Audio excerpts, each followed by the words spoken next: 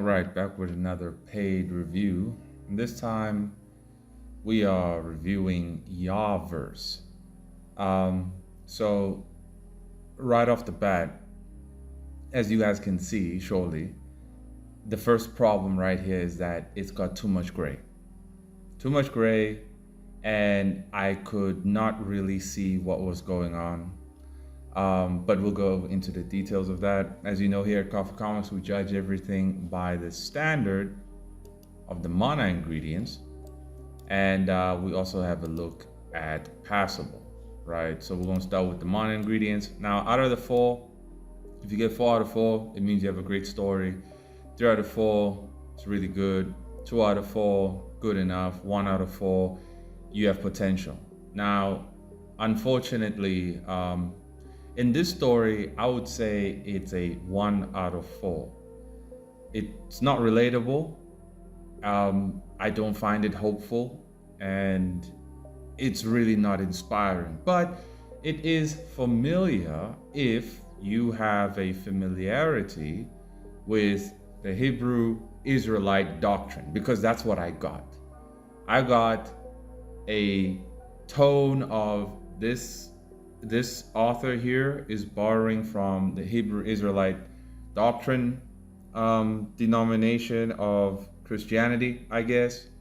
And I was like, okay, it's pretty familiar. And his overall attempt to tell this story using this doctrine is pretty cool.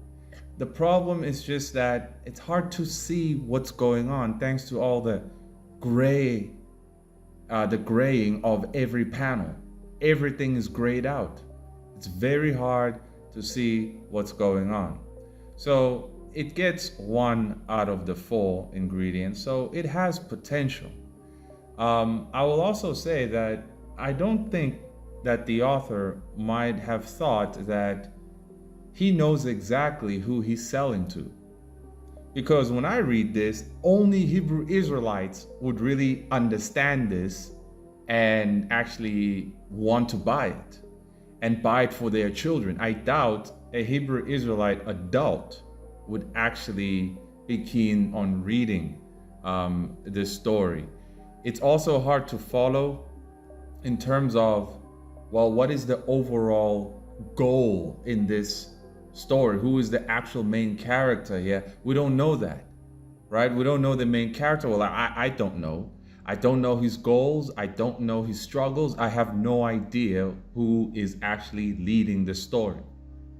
So because I don't know, it's just a bunch of events taking place. A Hebrew Israelite might see all the familiarities that this story has, and if they're an adult, be like, well, I can't really follow what's going on here, but maybe I'll just give it to my kid so he can immerse himself in the doctrine and look at the artwork and so on. But ultimately, it is hard to follow. I have no idea what it's actually about, right?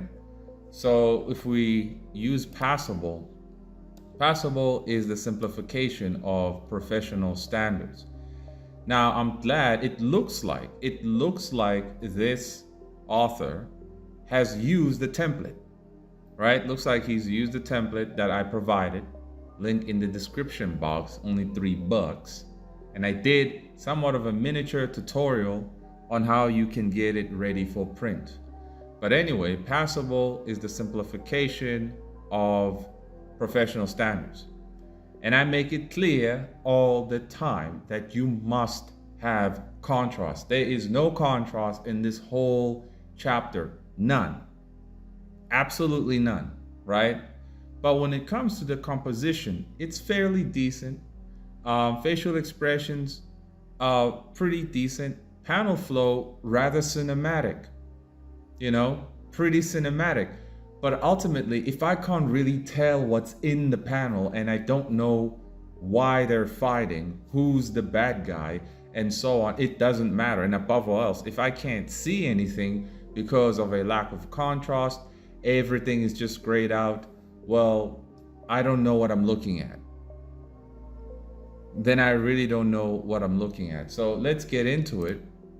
I tried to read it like twice and still rather confused. So it opens up, chapter 1 being called embodiment, and we see what seems to be burning land over here, and we see this guy on the ground and this possessed looking dude coming before him, and it looks like indeed he's possessed. Suddenly we see someone writing in a book saying the sins of man continue to burn hotter.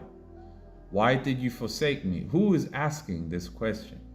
It looks like it's the female asking this question. And then it also looks like it's the female saying, worship me if you want to live. Is this female reciting something written? I don't know.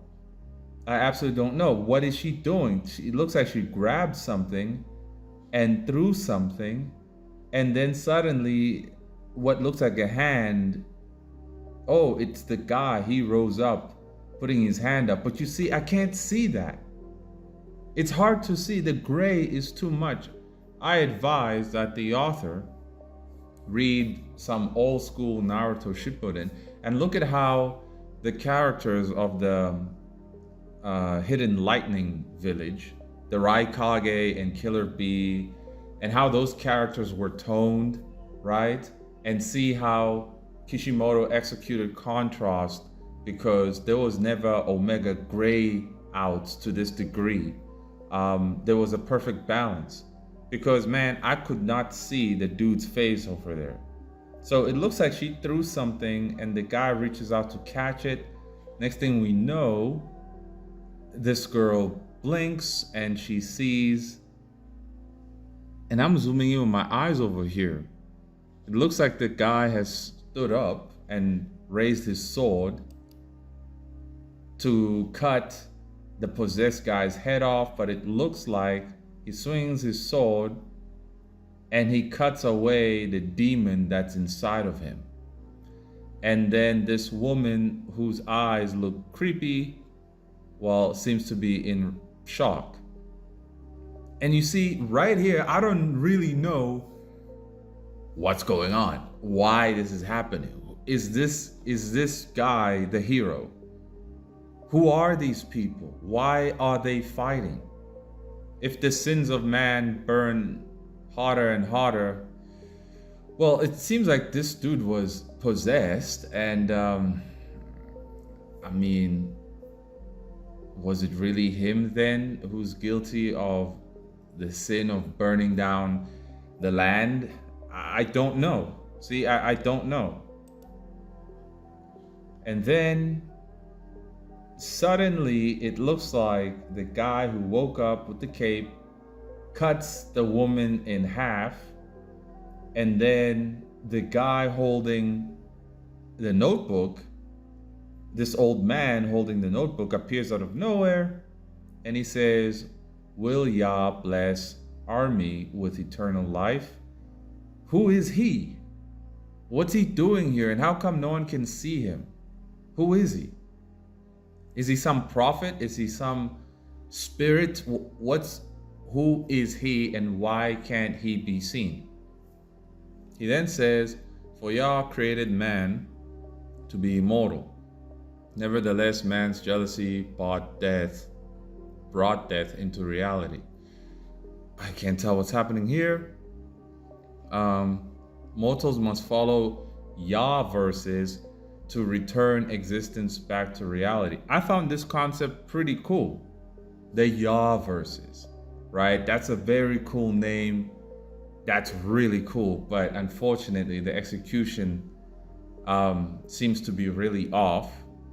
And at the same time, I think the author needs to re-examine who he's actually targeting with this story.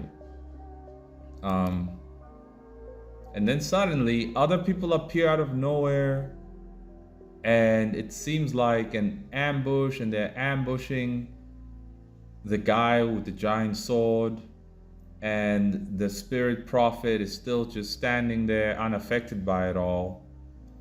And suddenly everybody stops because he pulls out his sword, and he whips out, I suppose, a Bible, the same way you get in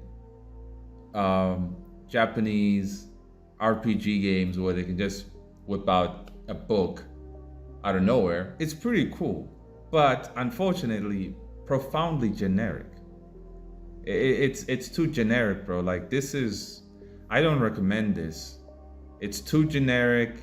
Like, Bible pops up, Ephesians 6 verse 11, and then the next one is, well, whoa, I think I skipped here. Armor of Yah, and it's too generic.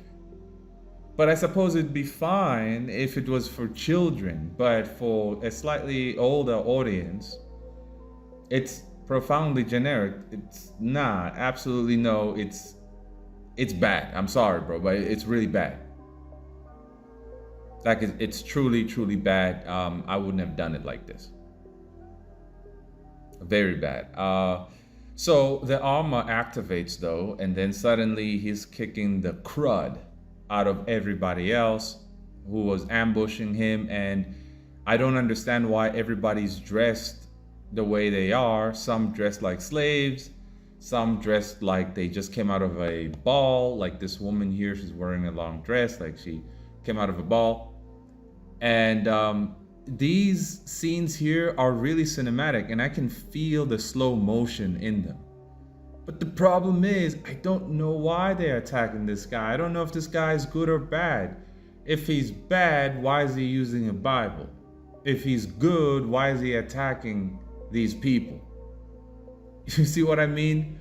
I don't understand what's going on. I don't understand who to root for. I can't really see what's even happening. What's this? A hand trying to grab something or pull his necklace or something. Look at that. I just noticed right now that that's his face. This part here. I just noticed now. Very hard to see. And suddenly he whips out holy water and sprays the hands of the people ambushing him. And he keeps spraying them, and it looks like their hands fall off or something. It looks like they are possessed themselves. And he keeps spraying everybody. And they are being cut in half and everything. Man, I really don't know what's happening, bro, and why it's happening. Like, it's too random. It's cinematic, but cinematic randomness. Like, the panel flow is clean, it's proper, it's great. Cinematic as hell. But I can't tell what's going on thanks to all the gray zones. Now, it's very easy to fix this. Just remove all the gray and just retone it again properly. You don't need so much gray. Everything's grayed out. That's very easy to fix. Very easy to fix. That's all you got to fix, really, in terms of the art. But in terms of why they fighting, who's the good guy, who's the bad guy, what's the plot? Yeah, you're gonna have to start from scratch with that. You're going to have to. So they still fighting. I can't see what's happening. Suddenly this guy's grabbed, who looks like he was the dude who was possessed in the beginning. And then this demon woman comes after him, and then suddenly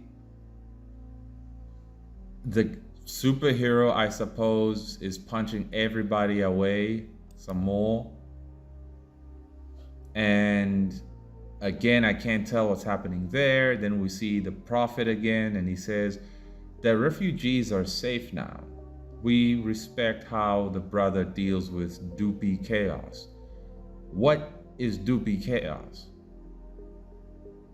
See, this is what I mean by, bro, do you understand who your target market is? I don't know what Doopy Chaos is. Now, the author, I think he mentioned that he's from Jamaica. I suppose only Jamaican Hebrew Israelites can comprehend what's actually happening here, because I don't know Jamaican history. I don't know the doctrine of Jamaican Hebrew Israelite beliefs. I have no idea. But this is not something the general public can consume. And so it looks like the fight is over. And then the prophet says, Yah heals army's wounds. Army is finally blessed with everlasting life. His new miracle will bring salvation to the Talawa kingdom. Okay, that's it. That's it.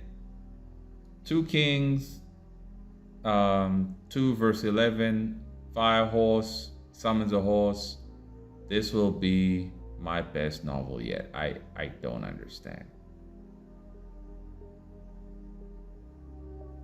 I don't understand. Like, is this character here with the cape and all, is he a representative of a prophet from the Old Testament? Who, Elijah? You know, when people use Bible as inspiration and make it obvious that they do, it seems too generic and random in how it's done. It's what most Christians are guilty of when they're trying to create a product and say, well, this is inspired by the Lord. Okay, fine, but how cohesive is it? Because it looks like it doesn't matter if it's cohesive or not, so long as, well, at least I put Bible stuff in there. No, that's unacceptable. That's completely unacceptable. There needs to be a beginning, middle, and end. There is no beginning in this story. And I had said this about a prior manga that I reviewed, that there is no beginning. There is no beginning here. There isn't really a middle, but there is a definite end. But it is unacceptable for one to say, I represent the living God, but there is a problem with cohesiveness. I mean, the whole book is cohesive. There's a beginning. In the beginning, God created heaven and earth, right? There's a beginning. There's a middle when you arrive at Matthew. There's an end when you arrive in Revelation. And so, why then can the so-called representatives of the faith not follow suit with such an example? Why? It's upsetting to me, and I'm always going to call it out. Always, because this is a bad representation for those who say, I believe in the God of Israel. Completely unacceptable, bro. I'm sorry. However, I will give you points that your paneling is great. The art itself is pretty decent. The only problem with the art is just it's too gray. Can barely see anything. But great panel, great action, decent character designs. And yeah, other than that, it would have been fine. But hey, it's not cohesive. It doesn't have a beginning. It doesn't have a middle. And again, I can barely see what's going on. So if I'm going to rate this, under the Coffee Comics standard, it gets a 4 out of 10. Under the Coffee Comics standard, it gets a 4 out of 10. Out of a webcomic that one might stumble upon just scrolling or browsing the internet, I would say a 6 out of 10. Because ultimately, random comics you find online, they don't really follow any standards, right? But if you judge it as just a comic and how well it reads as a comic, I suppose a 6 is good enough. But under the Coffee Comics standard, absolutely not. A 4 out of 10. I advise that all you gotta do, man, is just remove all this gray. Remove all this gray and tone it all over again. And make sure that you add a beginning and a middle. Make sure we, the readers, can identify who the heck is the main character. And why is he fighting? Who is he fighting? What does he want to accomplish? What is his dream? So that we can relate to see if we care about him. If you're missing those things, we don't care. That's it for now.